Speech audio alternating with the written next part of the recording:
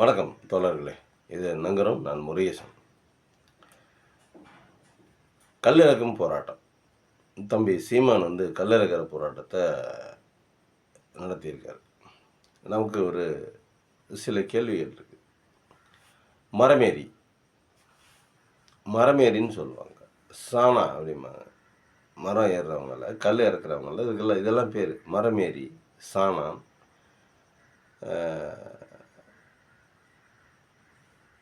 இப்போ ஒரு சிலரை பார்த்தா திட்டும்பாங்க, ஒரு சிலர் தொட்டா திட்டும்பாங்க. அந்த கேட்டகரி, அந்த மாதிரி கேட்டகரியாக பிரித்து வச்சுருந்தாங்க. பார்த்தாவே திட்டு அப்படிங்கிற மாதிரி பிரித்து வச்சுருந்தாங்க. சரி, இப்போ இந்த மரமேறி, இந்த சாணா அப்படிங்கிறதெல்லாம் இந்த மரம் ஏறுற தொழில், இந்த கல்லை இருக்கிற தொழிலெலாம் படிப்பறிவு இல்லாத காலத்தில் வந்தது.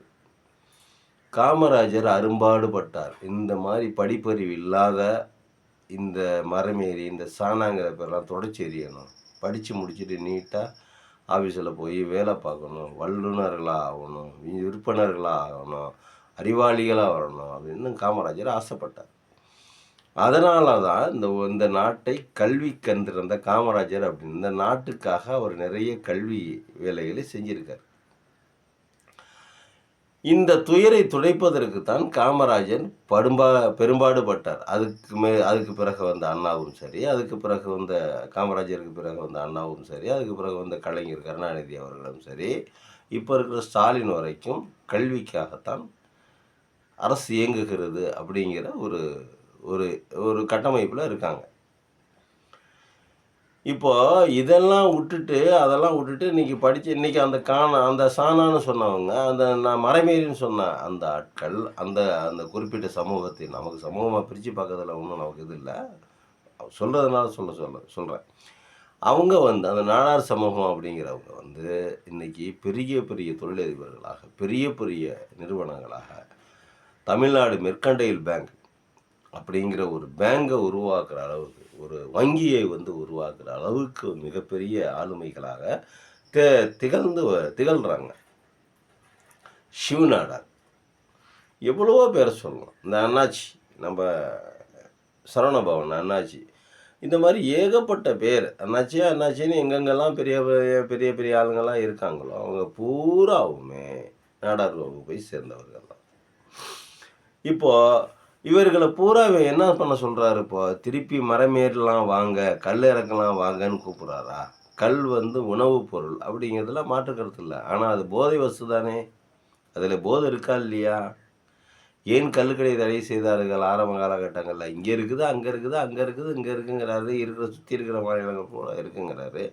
சுற்றி இருக்கிற மாநிலங்களில் இருக்குது, அவங்க வச்சுக்கிறாங்க. நம்ம ஆளுங்க ஆரம்பத்துலேருந்தே கல்லுக்கடை வேணான்னு சொன்னாங்க, அதனால் விட்டுட்டோம். இப்போ நீ எதுக்கு தேவையில்லாத இவங்கள படிக்காத, நீ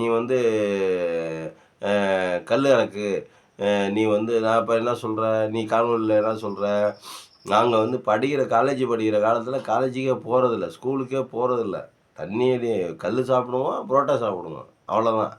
காலேஜ் கட் அடிச்சுட்டு வீட்டுக்கு வந்துடுவோம். இப்படி தான் சொல்கிறேன். இதெல்லாம் ஒரு அரசியல் தலைவர் பேசுகிற பேச்சு. கொஞ்சம் கூட வெக்கமாகவே இல்லையா அதெல்லாம் பேசுகிறதுக்கு? ஏன்னா கல்வி படிக்கணும், இப்போ பெரிய பெரிய வேலைக்கு போனது மரமேறதை விட்டுட்டு, நெஞ்சை கிழிச்சிக்கிட்டு, தொடையை கிழிச்சிக்கிட்டு, மூக்கை கிழிச்சிக்கிட்டு, முகரை கிழிச்சிக்கிட்டு, மரமேறி கல் இறக்கிறத விட்டு அவன் பொழப்பை பாருங்கய்யா அப்படின்னு சொன்னால், படித்து விட்டு பெரிய ஆளுங்களாவாங்க, மிகப்பெரிய அதிகாரிகளாவாங்க, நல்ல தொழிலதிபர்களாவாங்க அப்படின்னு சொல்லிட்டு கவர்மெண்ட் படாத பாடுபட்டுருக்கு. நீ அவங்களெல்லாம் பிடிச்சி கீழே காலை பிடிச்சி கீழே இழுத்து, இங்கே வா, மரம் ஏறலாம் வா, கல் இறக்கலாம் வா, நீ கல் குடிக்கலாம் வா அப்படின்னு சொல்லிட்டு இருக்கிற நீ. இதெல்லாம் கல்லை நாட்டுடைமையாக்கணும், பனைமரங்களை நாட்டுடைமையாக்கணும். அது அந்த கல்லில் நிறைய நல்ல விஷயங்கள் இருக்குது. அதெல்லாம் இல்லைன்னு சொல்லலை, யாரும் இல்லைன்னு சொல்லலை.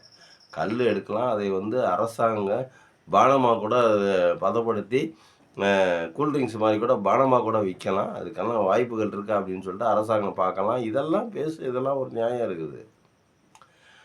கல் இறக்குறத நான் இப்போ பிடிக்கக்கூடாது அப்படின்னு அருவாகாசி மிரட்டுறது, இதெல்லாம் எதுக்காக இந்த மாதிரிலாம் பண்ணுறா? நீ ஒரு அரசியல் தலைவனா, இல்லை ஏதோ ஒரு ரவுடி மாதிரி பண்ணிக்கிட்டு நான் பாட்டுக்கு அது இப்படி பண்ணுவேன் அப்படி பண்ணுவேன்னு சொல்லிட்டு ஏதோ அட்ராசிட்டி இந்த ட்ரம்ப் இப்படி தான் பண்ணுவார். ஒரு சில ஆட்கள்லாம் இப்படி தான் பண்ணுவாங்க. வெட்டி உதாறு, வீண் பந்தா இதெல்லாம் வந்து நீ உனக்கு அரசியல் பண்ணுறதுக்கு இப்போ ஒன்றும் இல்லை. அரசியல் பண்ணுறதுக்கு இப்போ ஒன்றும் இல்லை. எல்லாம் பண்ணி முடிச்சுட்ட. நீ பேசுறதெல்லாம் பித்தலாட்டம் பொய்ங்கிறது எல்லாத்துக்கும் தெரிஞ்சு போச்சு. இப்போ கல்லறக்கத்துல போய் நிற்கிற நீ இப்போ. நாட்டில் அவன் சிரிக்கிறாங்க காணொலியை போட்டு. உலகத்திலேயே பனைமரத்துக்கு படிக்கட்டின ஒரே ஆள் சீமான் தான் அப்படிங்கிறாங்க.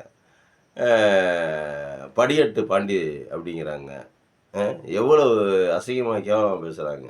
உன்னையெல்லாம் நேசிக்கிற எங்களுக்கெல்லாம் எவ்வளோ கஷ்டமாக இருக்கும்.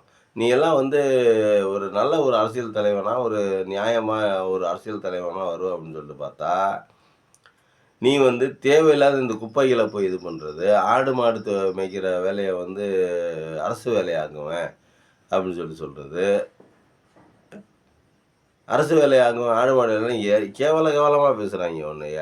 சரி உன் பிள்ளைங்கள கூட்டு வந்து மரமேற விட்றா, மரமேற ஏன்டா விட மாட்டாங்கிற அப்படின்னு சொல்லி திருப்பி கேட்குறாங்க உன்னைய. என்னப்பா அப்படி எவ்வளவு தான் உனக்கு வந்து அசிங்கப்பட்டாலும் திருப்பி திருப்பி அதே தான் பேசிக்கிட்டு இருக்கே நீ. எப்படி உனக்கு இதெல்லாம் வெளியில் வந்து பேசுறதுக்கெல்லாம் மனசு வருது? என்ன மாதிரி தான் நீ வந்து அரசியல் பண்ணலான்னு இருக்கிற? என்ன அரசியல் பண்ணலான்னு இருக்கிற? எப்படி அரசியல் தனிச்சு நிற்கிறேன் இப்படிங்கிற ஒரு நாள் என்னுடைய அதிகாரம் எனக்கு சிக்கிறதுக்கான எந்த அறிகுறியுமே இல்லையே. ஒரு 10 எம்எல்ஏ ஜெயிச்சிருந்தாவது ஒரு நம்பிக்கை வரும். ரைட்ரா அடுத்த தடவை 10ங்கிறது 30 ஆகும்டா, ஜெயிச்சு வந்துடுவார்றா, நம்மளாம் அந்த கட்சியில் இருக்கேன்டா அப்படின்னு சொல்லிட்டு அந்த அந்த அந்த கட்சிக்காரர்களுக்கு ஒரு எண்ணம் வரும். அதை விட்டு இப்படியே ஒரு நாள் அதிகாரம் சிக்கும் அப்படின்னு சொல்லிக்கிட்டே இருந்தால் அன்னைக்கு நான் என்ன பண்ணுறேன்னு பாரு, வச்சு செஞ்சு விட்ருவேன். என்ன செய்கிறேன்? உன்னே தான் காணொலிகள் பூரா ஒன்னே தான் வச்சு செய்கிறாங்க. தமிழ்நாட்டில் இருக்கிறவங்க, தெலுங்கில் இருக்கிறவங்க, கன்னடாவில் இருக்கிறவங்க, மலையாளத்தில் இருக்கிறவங்க எல்லாம் வச்சு செய்கிறாங்க. நார்த் இந்தியர்களும் வச்சு செய்கிறாங்க. ஒரு மக்களை வந்து எப்படி நேசிக்கிறது, என்ன மாதிரி பண்ணுறது, என்ன மாதிரி அரவணைக்கிறது, எந்த எண்ணமும் உனக்கு இருக்காது. வாயில் வந்ததெல்லாம் பேசுவேன். என் தம்பிங்கிற, தங்கங்கிற, ஐயாங்கிற, அப்பாங்கிற, சித்தப்பாங்கிற, பாட்டாங்கிற, பாட்டிங்கிற. என்ன அரசியல் பண்ணுற, எதுக்கு அரசியல் பண்ணுறேன்னு தெரில. நீ கல்லில் இருக்கிறத வந்து நீ என்ன சொல்ல வர நீ? உனக்கு நாட்டில் எவ்வளவோ பிரச்சனைகள் இருக்குது. கல்லில் இருக்கிறது ஒரு பிரச்சனை தான், நான் இல்லைங்கல. அது உணவுப் பொருள் தான். அரசாங்கத்துக்கிட்ட கோரிக்கையாக வைங்க, போராட்டம் பண்ணுங்க. அதை விட்டுட்டு எல்லாரும் வாங்க கல்லை இருக்கலாம் அப்படின்னு மரத்தில் போய் எல்லாத்தையும் கல்லை இறக்க விட்டுறது வந்து எந்த விதத்தில் நியாயம் அப்படின்னு சொல்லிட்டு தெரியல. நுங்கு, பனம்பால், தென்னம்பால் தேங்காய் விளைஞ்சிடுது, பனம்பால் மட்டும்தான் வீணாக போகுது நிறைய இடங்களில். அது நுங்காவை இப்போ வந்து வெட்டி விற்கிறாங்க. அது வீணாகாமல் ஆக்கிறதுக்கு அதை அந்த அந்த சத்தான அந்த குளிர்ச்சியான பானத்தை, அந்த சத்தான குளிர்ச்சியான பொருட்களை எப்படி நாட்டுடைமையாக்கி அரசுடைமையாக்கி அவர்களுக்கு ஒரு ஒரு வாழ்க்கையும் ஒரு வாழ்வாதாரத்தையும் தரணுமோ அதை வந்து அரசாங்கத்துக்கிட்ட பேசி சுமூகமான ஒரு முடிவு எடுக்கணும். அதை விட்டுட்டு அருவா எடுத்துக்கிட்டு போய் இப்படி ஓங்குறது, இப்படி வெட்டி போடுவேன் அப்படின்னு சொல்லிட்டு காட்டுறது, இதெல்லாம் வந்து அராஜகமான செயல். இந்த அராஜகமான செயலை நீ நிறைய இடங்களை செய்கிற. ரெக்கையை தூக்கி விட்டுட்டு நடங்கிற, அப்படியே போ அப்படிங்கிற. இதெல்லாம் வந்து இளைஞர்களை உசுப்பேத்துறது, இளைஞர்களை வந்து தவறான பாதைக்கு கொண்டு செல்வது. ஒரு முன்னுதாரணமாக ஒரு தலைவர் இருக்கணும். அதை விட்டுட்டு பின்னாடி இழுக்கிற பின்னுதாரணமாக ஒரு தலைவர் இருக்கக்கூடாது. நன்றி, வணக்கம்.